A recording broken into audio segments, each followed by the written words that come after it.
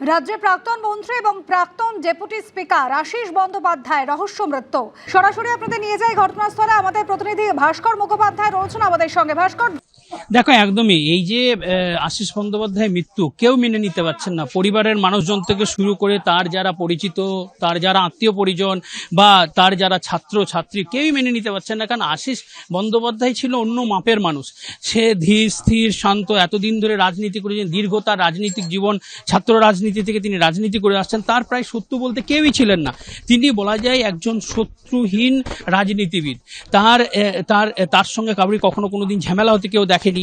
সেই মানুষ যে এইরকম ঘটনা ঘটাবে সেটাও তারা বিশ্বাস করতে পারছে না। এই মুহূর্তে আমরা দাঁড়িয়ে রয়েছি এই যে পার্টি অফিস তৃণমূলের, যেটা তার বাড়ি লাগোয়া, ঠিক বাড়ির সামনের দিকে বাড়ি, পিছনের দিকে এই পার্টি অফিস। এই পার্টি অফিসেই থেকেই তার ঝুলন্ত মৃতদেহ উদ্ধার করে পুলিশ। এবং এখানে আমরা দেখতে পাচ্ছি আশিস বন্দ্যোপাধ্যায়ের নামও লেখা রয়েছে তার এখানে।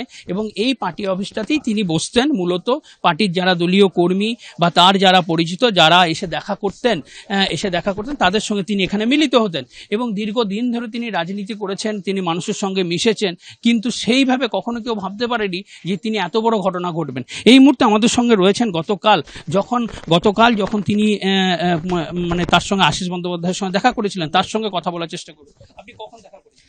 আমি সন্ধ্যাবেলায় এসেছিলাম, অন্যদিন রাতের বেলায় আসি। কালকে যেহেতু ঋষি অরবিন্দের জন্মদিন, আমরা মন্দিরে থাকি, এখানে অরবিন্দ মূল্য মন্দির হচ্ছে আশিস দাদের জায়গাতে, ওখানে আমরা প্রণাম করতে আসি। আশিস দা তখন সন্ধ্যাবেলা এখানে বসেছিলেন, ওনার সঙ্গে আমার দিব্যি কথাটা হলো, বলে রাতেরবেলা আসছিস? না, আজকে আসবো না, এখানে মন্দিরে এলাম তো, নিয়ে বসেছিলেন। আমি কথা বলে এলাম, মন্দিরে প্রণাম করে এলাম অরবিন্দ শ্রীমাকে। অনেক কোনো কিছু মনে হয়নি, আমার সঙ্গে কথা হলো, আমার একদম মনে হয়নি যে এরকম আজকে ভোরবেলায় কথাটা শুনতে হবে। কারণ খুব সিম্পল, যেমন কথা বলেন, কি কোথায় যাবে, মন্দির থেকে ঘুরে আসি, যা আমিও যাচ্ছি। উনিও গেছেন মন্দির, মানে স্বাভাবিক ছিলেন? স্বাভাবিক, একদম স্বাভাবিক।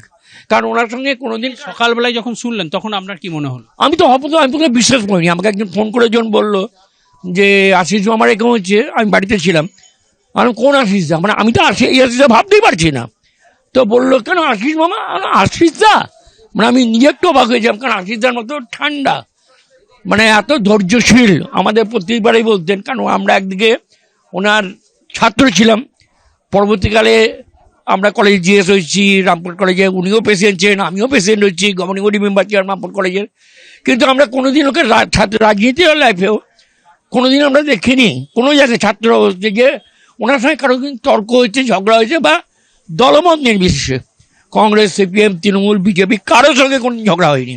একদমই একটা জিনিস খুব পরিষ্কার যে কাউরির সঙ্গে কোনোদিন তিনি ঝগড়া জড়াননি। এবিপি আনন্দ এগিয়ে থাকে, এগিয়ে রাখে।